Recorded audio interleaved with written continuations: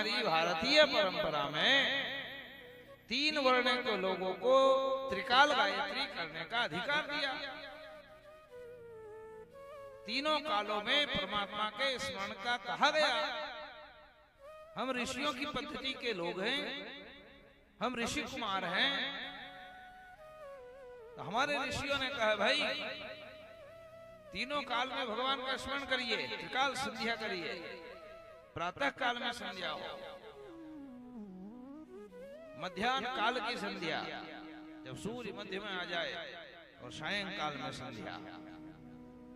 और ये मत मानिए कि ये केवल हमारे लिए ही है, नहीं, आप जानते हैं ना मुस्लिमों में भी 5 बार नमाज अदा करते हैं।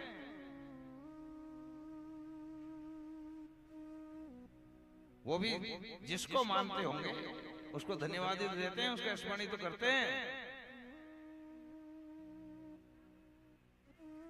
तो ये जीवन में क्रम आए, धन्यवाद दीजिए।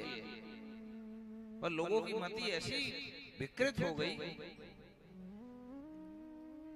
एक घटना मैं अपने जीवन की बताऊं। बात श्रावण के महीने में, जहां हमारा निवास है गांव पे, भैया ने कहा गुरुजी अभिषेक करेंगे भगवान शिव का। हमने कहा ठीक है भैया कर लेंगे, श्रावण का पावन मास चल रहा है। हम लोग बैठे, अभिषेक चल रहा था भगवान शिव का।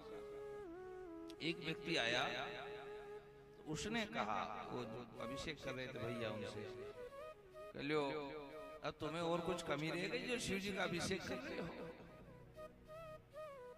सब कुछ मिल गया, सब कुछ तुम्हारे पास है, अब क्या जरूरत है शिव जी का अभिषेक करने की? हमें मजबूरी में उसको कहना पड़ा कि क्यों भाई, जब किसी चीज का अभाव हो तभी अभिषेक करना चाहिए क्या? तभी भगवान का पूजन करना चाहिए कि नहीं अब नहीं है तो इसलिए पूजा कर लो। सब दिया है तब भी पूजन करिए, और कुछ नहीं है तो प्रणाम कर लीजिए। नहीं है पदार्थ तो प्रणाम तो है, दर्शन तो कर सकते हैं कि नहीं? इसमें तो कोई पैसा धैला नहीं लग रहा अपना,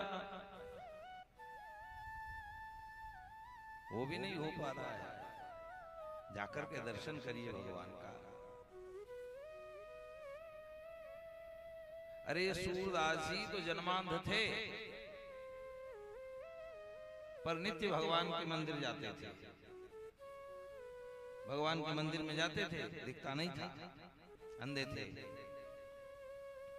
एक दिन कुछ लोगों ने उपहास उड़ा दिया, लो ये आए दर्शन करने, अंधे, दिखता तो कुछ है नहीं, दर्शन करेंगे क्यों महाराज?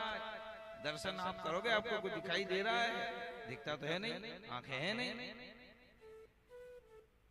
सूरदास जी ने कहा, यद्यपि सूरदास जी को ज्ञान के चक्षु थे, ज्ञान नेत्र थे, और सूरदास जी ने कहा कि भैया चाहे मुझे दिखे ना दिखे, लेकिन जिसके दर पर आ रहा हूं उसको तो दिख रहा है कि नहीं कि मैं ये आ रहा है, वो देख लेगा, उसी में कल्याण है।